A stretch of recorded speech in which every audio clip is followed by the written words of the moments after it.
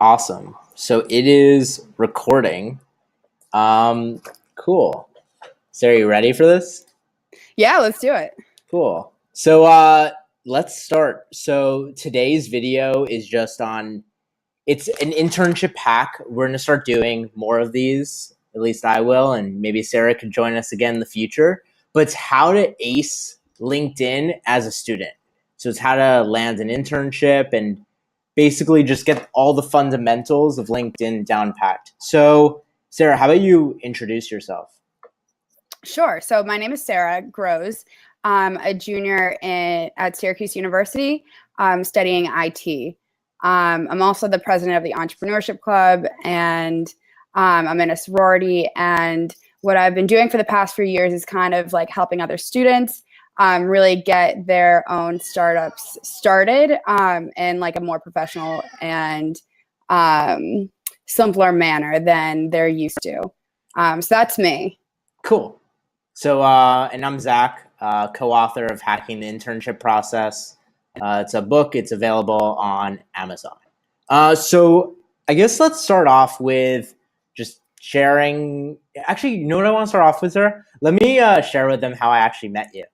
Sure. So ironically, it was over LinkedIn. So this just shows the power. So I was on LinkedIn right before I traveled to Syracuse University and on a trip to Syracuse. And I'm browsing through my feed, and it wasn't even like a long browse. It was like just jumped on LinkedIn, and I see growth hacker, and then I see like this photo before and after of like 200 students now in the entrepreneurship club, and like tons of likes, tons of comments. I saw I was a Syracuse student, so I had no idea who Sarah was, and ironically, we actually met previously. And I click on the post, and I'm like, oh, this is pretty cool. And then I click on her, and then I look at her LinkedIn, and for a student, I was pretty impressed. There was a lot of experience. Her current role looked really cool, so I wanted to meet her. So what I did was I saw her company, and it was like a smallish company, so it wasn't like a huge company where if you message them on Facebook, you're never going to reach the person. So I found the company on their Facebook page, and it didn't have a ton of likes, so I knew the chance of getting in touch with her pretty high. I messaged her, and then she messages me back. Yeah, and then we grabbed coffee. So, I mean, that's the cool thing about LinkedIn. It's super powerful. You can really meet anyone, and you can meet some really incredible and really interesting people. But you have to do it in the right way, and we'll talk about that in this video because I see students, Sarah, all the time. They're super spammy, and it's like I don't want to even connect with Yeah, these for people. sure. So kind of like how I started off getting my kind of like brand onto LinkedIn. So what I first did my freshman year, I had a role as a brand ambassador on campus. And by the end of the semester, and my position was ending. And I wanted to stay in contact with the CEO because it was a startup, and I knew that the app was going places, and I wanted to stay in touch. So I added him on LinkedIn. The next day, he actually also messaged me on Facebook.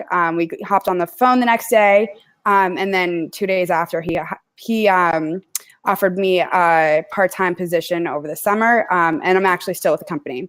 And so from there, I like realized that LinkedIn is a super tool. So I'm here today to share a few tips. And if you want to start the screen sharing, I can show you exactly what I'm talking about. Cool. So, one second. Perfect. Okay, Yep. so I'm on my LinkedIn right now. And the first thing that you really need to do is you need to make sure you have a picture. It doesn't matter if it's good or bad, at least you have to have one. Then you can worry about making sure it's professional. I personally like having your face pointing to the right direction. It just is better looking on a profile, but just make sure you have a picture. The second thing you should look for is your title. So that's what I'm highlighting right here. Usually students just say a student at or aspiring major. That's great, but to really put yourself out there, I like to use professional or aspiring or passionate at. That's going to really grab someone's attention and really get them to actually view your profile. And you can actually see who is viewing your profile as they view. So Sarah, so I've seen, and this is something I've done, is as a student, you can share like aspiring digital marketer, aspiring security analyst, like whatever you're interested in. But yeah, the word aspiring definitely at least shows the direction you're taking. And employers know that you don't have a ton of experience, especially as a student. So I think that's totally okay.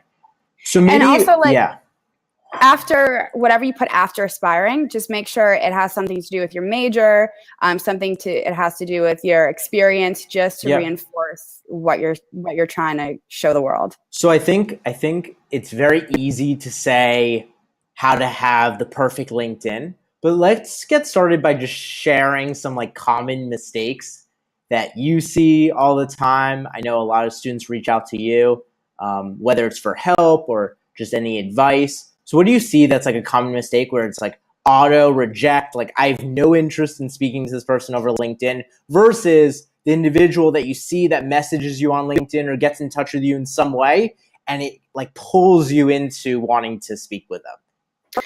Sure. So the first turnoff is if you have a completely blank profile. So if you have just a picture and a title and no other experience, not even, if you really don't have a university even listed or like a high school, I'll automatically not accept you. That's just something so easy to do and just so easy to fill out, and it gives you more credibility. So that's the number one turnoff. The number two turnoff is the complete opposite, and having everything under the sun listed. So you are still saying that you're a babysitter since fifth grade. You are the CEO of your own startup. You are also an HR manager at a local whatever. And it just like your experience goes on and on and on. And that's just not very credible for me. As an outsider, it just looks like you are trying to do as much as possible and not really narrow in on one thing, and it looks really spammy. Yeah, so I know. So I'm in a little different situation than Sarah. I work for Johnson & Johnson. So for me, I get connections all the time. Especially when I went to Syracuse, I spoke with maybe 200 students, and the thing that stands out most are the students that send me a note within their message. So maybe like, great listening to you. I just bought your book. Super, like things that show that they did the research and like put in a little energy versus the student that adds me. And the funny thing is, so I used to accept everyone, and I realized right away. So it was like 1 week, I accepted everyone, and every message, I would say 90% was, hey, can you give me an internship at Johnson & Johnson? Hi, I'm looking for a job. And it's like, I don't even know who you are. It's like the person who goes from like 0 to 70 in like a second. It's like, you would need to build that trust. So I guess for the biggest mistake I see is just the student who will just add you and then just spam the hell out of you. So not a really good look. Cool. Anything else that you've seen? So maybe on the flip side, Sarah, what has been when you've had a student who's like, hey, really into X, like I'm really into cryptocurrency, they find you on LinkedIn, why would you respond? Like when does it pull you to actually want to respond? Well, one, persistence. If you're not like annoying and just copy and paste the same message over and over again, that's definitely annoying. But if you're persistent, you give me a few little notes every once in a while. It shows me that you're passionate about it and you're passionate about getting to know me or like getting in contact with me. So how would they get in contact with you? Like over LinkedIn, let's say. Like a good way of getting in contact? Is it by adding a note? Like what is it that you've seen? Sure. So the initial contact, if we're not already connected, is to add a note with the connection. Just giving a quick little line about yourself and maybe like, I saw you did this. I'd love to connect and talk to you about it more with you. that's a really easy automatic acceptance from me. Another thing is if I see you share something and it pops up on my newsfeed, and it doesn't even have to be the best worded or like the most current article out there, as long as it shows some like passion and some humanity as to who you are. That's really important to me. So I will automatically accept a request, a message, anything. Yeah. So like for me, in terms of that news feed and sharing content, the one thing that I notice, I would say most people, do you have an echo, by the way? No. Okay, cool. And then it's just me, so I'll continue. So one thing that I notice is a lot of students don't share content. I don't think content is totally necessary. It's not like Facebook. However, if you share content that is maybe an achievement you just had, so like Sarah, which is, I just brought 200 students to the Entrepreneurship Club, like that's really cool. Like those are the people I want to click on because they're doing cool things and they're young, they're students. And imagine in 5 or 10 years from now what they're going to be doing. Like those are just really dynamic people. I also see the people on LinkedIn who are just regurgitating, and those are the people I have zero interest in speaking to, or they try to sound really smart. And it's like, please just share with me the cool stuff you've done. And that's what impresses me. I mean, that's a personal thing, but I mean, I think it's a clear distinction between the two. Definitely. And there's a big difference between sharing and posting on LinkedIn. Sharing, I see of it as more of like an article was posted and I'm literally just resharing someone else's post versus me being the original creator and saying something about my personal life, an achievement. That holds a lot stronger to me than just sharing an article, sharing something that's already been written. Or even giving your opinion on an article. I think at least you put in some energy or effort. I think the difference between, the obvious differences between LinkedIn and Facebook are clear. But I think one of the bigger differences with LinkedIn, like put a little bit more effort into your post. If you see an article, like make sure to read it before posting it, since it's a professional network. Definitely. And another thing is if you like a post, it will be shared to your entire network. So that it works also in reverse. If someone likes your post, it gets shared to their entire network. So just thinking what will get likes and what will get other people to look at your post, always have that in your mind when you're writing something or even liking something. So to kind of take a step back, I think a lot of students are like, cool, I get it. I know how to get in touch with people, but it's like, I know how to get in touch with people in like the right way, but let's say I don't know the person and I can't connect with them.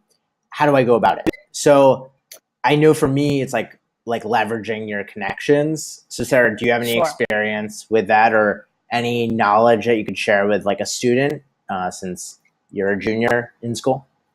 Yeah, sure. So definitely leveraging your connections. LinkedIn makes it really easy to narrow down a search. So when you create your account, it asks for certain fields, and you can literally reverse the search and search back that field. So if I know that I want to get in contact with, let's say, someone from Johnson & Johnson, I can see who is an alumni from Syracuse University, who is a recent graduate, who graduated from the same school as me, and then maybe even if going one step further, if we have any mutual connections. Yeah, and I think that's the beauty. I went to Syracuse, I'm an alum. Sarah currently goes there, but that's the beauty about like a Whitman or an iSchool. The alumni network is really powerful and dynamic.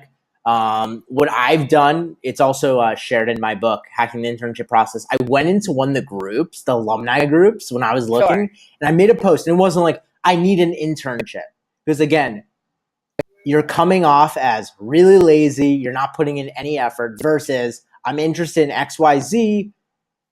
Keep it short, like a few sentences, but then you'll be amazed how many alumni are willing to help you out because you went the extra mile. Definitely. Have you seen that, or have you done that, Sarah?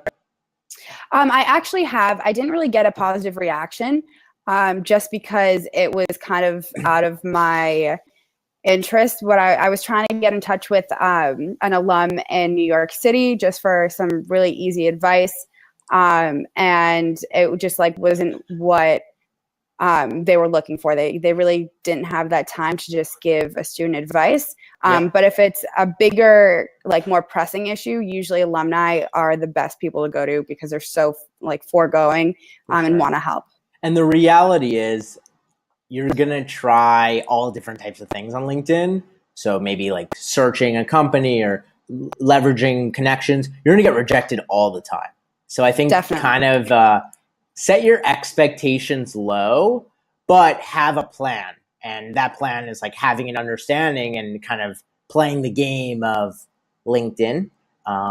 So I think that's something to keep in the back of your mind. For me, I remember I reached out when I was looking for, it was a job, and I reached out to one of my alumni. So he was in the same fraternity as I was in AA Pi. And I reached out to him. We weren't super close, but we were cordial. And you'll be super surprised that oftentimes you will land an internship or a job, not through your closest friends, but it's through those acquaintances or the people that you know, and they have a good sense of you, but you're not hanging out with them on a day-to-day basis. And have you ever heard of like strong ties versus weak ties, Sarah? Definitely. Yeah. So it goes into like network theory and super interesting. And the weak ties, you wouldn't expect it, but those are the ones who often will help you land an internship or job. So Sarah, I guess maybe discuss when you've had opportunities, like how have those opportunities come about? Was it just reaching out to them directly? Was it through a close friend? Was it through like a weak tie, quote unquote? Sure. So the best opportunities that I've gotten was traveling to a different university or a different event, or like an event at a different university. Just connecting with people and literally right on the spot, get their LinkedIn and add them right there. And then from there, you can message them, you can see their network, and then it's really not awkward then to say like, hey, I remember me, I met you at this. Do you mind introing me to this person? Or like, do you have any connections to this? And it makes it a lot less awkward. Yeah. And also, again, do the work. Don't ask them, hey, I'm really interested in ad tech. Do you have any ad tech connections? And it's like, you want me to scroll through my 2,000 connections to find you someone? How about you look through the network? Right. So again, like I think the question you have to always ask is, can I be putting in the work before reaching out to this person? So imagine if they went to someone in ad tech or like to me, and it's like, hey, Zach, I saw you're connected with X. I'm really passionate about Y. Can you make an intro? And if someone goes about that way, chances are I'll probably make that introduction. But the reality is no one does that. And it's like, hey, Zach, can you give me an internship? And it's like, who are you? It's like, it's insane. You definitely have to work for it. It's definitely something that you have to get acquired to and kind of like practice. You have to constantly be doing it, constantly be reaching out to it, and then it kind of just becomes a habit. And now when I connect with people, I usually follow up with them. If I don't follow up with them, maybe I'll like one of their posts just to keep them on their mind for a minute. And then maybe in a few weeks or a month, I'll pop up on their newsfeed again. Who knows? For sure. And if you do get an intro from someone, like thank them, let them know the status. So let's say Todd introduced you to Rob and he's in ad tech and that's where you really want to work. Let Todd know if you got that meeting with Rob. And then if you end up landing the internship, like let them know, maybe even give them a gift. I mean, they just basically helped you land an internship. Even if it's an Amazon gift card for $20, at least you have now really acknowledged the person. People want to be acknowledged. I think the worst thing is someone does a favor for you and then you basically ghost them. Definitely. And that goes kind of back to posting. When I post, I tag everything. I tag people who the post is associated with. I tag organizations. I tag the location I'm at. hashtags aren't as popular, but like tagging people, it brings your post to the other networks. Yeah. And it also shows that you're more of a team player. So it's basically at the end of this video tagging Whitman, the iSchool. Definitely. And acknowledging them for their awesome work and what they have taught us. Cool. Definitely. Do you have any, I think it's easy to share your successes, but oftentimes, and I'm kind of putting you on the spot, and I haven't prepared you for this, but oftentimes you learn from your failures or the things that don't work out as well as you'd have liked. Has there ever been an experience, specifically on LinkedIn, that was like, doing it again, I would have done that differently? Sure. So actually, a few months ago, I was doing some lead gen through LinkedIn. So basically, I was like screening people's profiles, making sure they were the right fit, and then I would add them. And once they're added, I'd send them a message saying like, "Hey, I'm this person. I saw that you did this. I was wondering if you were interested in this," or like the service that I was providing. Yeah. And just the first few messages that I sent, the ad copy was just completely off. And then just kind of like going back and realizing it could have been like a bigger flop, but it was just like definitely embarrassing, like going back and saying like, oh shoot, like why did I say that to this guy? Like I totally messed up my chance with that person. Yeah. But it's just, again, practice. Yeah. And that's what it is. Like, it will be scary at first asking for an intro. Like, the reality is everyone gets a little nervous at first, but there's a difference between the people that do it and the people that don't. And the reality is most of the people don't do it, especially students. Definitely. So I think that just takes practice and it gets easier. And when you come off as like authentic and real and kind, like people are willing to help. It's just, I guess another point that I have is when you reach out to people, don't come off as, hey, I'm really interested in just getting to know you. And then you get on the phone or a phone call or like you grab coffee with them and it's like, oh, I want an internship. So like, I guess the moral of the story is when you reach out to them, be honest. If it's about wanting an internship, say that. If it's just because you want to learn about the person. So like in my book, it's like, can I see myself being that person 5 to 7 years? So it's essentially like reaching out to directors of marketing if that's the field you want to be in, and like maybe a director in 10 years or whatever, how long it would take. But just speaking to people that are high up in the field and just picking their brain and seeing, is that someone that I can see eye to eye with? Is that something that I can want to do? Yeah. So what about you, Sarah?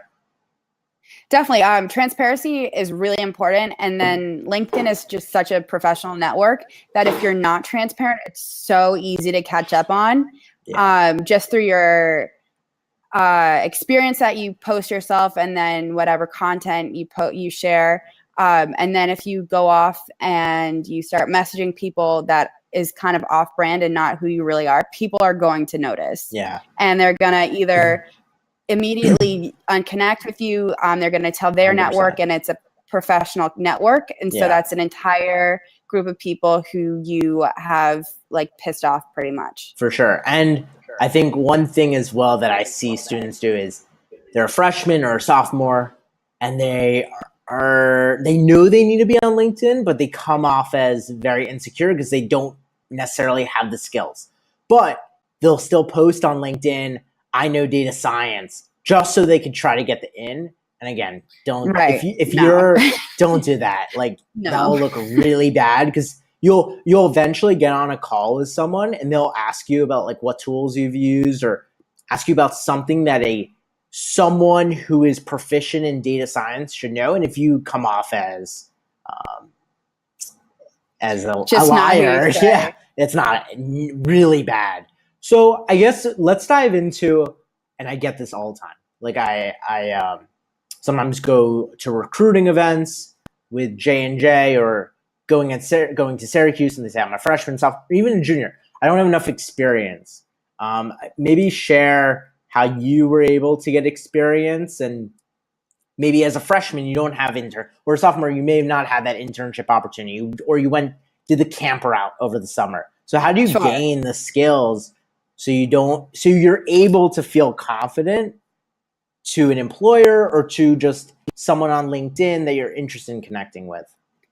Sure. So the first thing is check out your school. I'm sure there's a whole series of clubs that you can join. Most of them are free.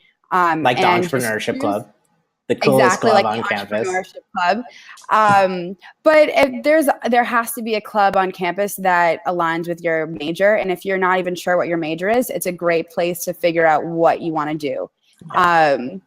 Another thing you can do is just be really involved in class and just list one of your classes as experience. That's really easy. And then you can also add on your professor as a reference, which is extremely credible and really, really, really good in the future because professors are there to help their students move forward in life. And then I guess the third thing I'd say to do is volunteer. Volunteering, if it's one time at this one place, that's great. But if you can persistently volunteer at the same spot, that is the best experience you could get. Any volunteer place usually is more than happy to have you. And it just looks like you're a great person, even if it's strictly you're doing it because of experience. The underlying benefit that you have is that you're putting something good out in the world and that betters your presence. And it also looks good on your LinkedIn. There is a volunteer section. Definitely. So, like, for example, if you helped out with like the last few hurricanes and you maybe went down there and you like donated your time, if there is someone from that area that you connect to on LinkedIn, like share with them, like, really sorry about the hurricane. Like, I actually went down there and volunteered. That's like an amazing connection. Does it come off as a little manipulative? Maybe, but you don't have to come off as manipulative. You're just trying to find a common connection, whether you both went to Syracuse and you're both iSchool, you're their alum, you're a student, but you're just trying to find a connection. I think that's important. What's the common similarity between you two? And just be real about it and honest. And you made a good point about professors. A lot of them have industry experience, so they also have industry connections. And thirdly, when students, especially students in more of the technical side, so maybe they're in a information science technology program like the iSchool, and they say, listen, really into security, or I'm really into data science, but I'm only a sophomore. I haven't taken those core classes. And I tell them, get R or install Python. I mean, it's already installed on your computer if you have a Mac, or get a free license for Tableau because you're a student, or one of those other tools, or even in Excel, just jump on YouTube, type in what you're looking for. There are so many open data sets that are free. You could even go on Reddit and ask someone in like a subreddit, hey, I'm really interested in farmers markets. Is there a data set on that? Someone will share that with you. I think the subreddit's open data, but you could even use Google. I mean, that's like what I've done in the past to learn new skills. And it's an awesome way, especially if you're a freshman, you're undecided, but you want to be maybe technical, try a couple YouTube videos or even courses online. Like, I know Linda is an offering at Syracuse, or like Udemy. I love that service. It's like, it ranges in price, but really great content. And you can find some amazing courses and see, do I like this? But it also gives you the opportunity to gain experience. And when you go to an employer or on your LinkedIn and you show that, again, it's just a leg up. And then on LinkedIn, there's actually a section where you can add your own skills. And you can do that on your own profile. So you can choose what skills you want to show people. And then once you finish that Excel certification or whatever online course you do, I would share it with my network on LinkedIn and then ask people in the share to endorse me for it. They know that you took the course. They know that you're sharing with it. They see that it's part of your experience. And then they scroll down and they see it's one of your skills. Of course, they're going to endorse you. So what have you done with endorsements? Do you just ask people, hey, can you endorse me? Like, because the issue with endorsements is anyone can endorse you, and it's like what really constitutes as an endorsement. So maybe talk a little bit about that. So first, I make sure that all of my skills that I post align with my experience. So all of them are entrepreneurial, social media, Facebook, LinkedIn. They're all what I like to say, like my brand. The second thing that I do is I make sure that when I have a job in a tech field. I've had the job for the past about 2 years. Over half the company has endorsed me. So that's just natural. I work with you. They're really, really credible. And it actually shows that this many people who worked with you also endorsed you on this. So that's great. And then the other thing is that if I have a close friend, I'll literally say, hey, can you endorse me for entrepreneurship? I'll endorse you for, let's say, project management. And I'd only endorse people who I know that like they actually have the skills to back it up. And it's also something relatable to that person. It's not just a random thing just to say like, thanks. Yeah. Has anyone asked for endorsement? We're like, not sure. Yeah. So like what I do instead is I'll endorse them for more of like a generic skill. Yeah. So a lot of the times LinkedIn automatically prompts you to add on like Microsoft Word as a skill just because it's just so generic. So that's what I'd endorse them for. Gotcha.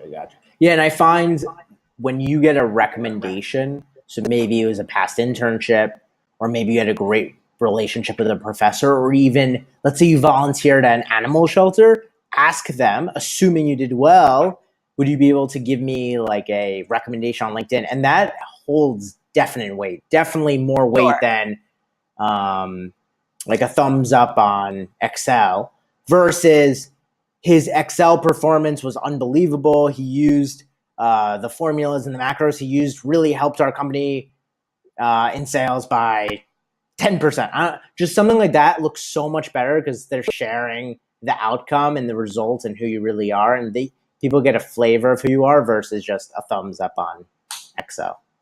Definitely. And that's definitely something that will put you ahead of everyone else and really make you stand out because not many people have recommendations on LinkedIn. I even don't think I have one.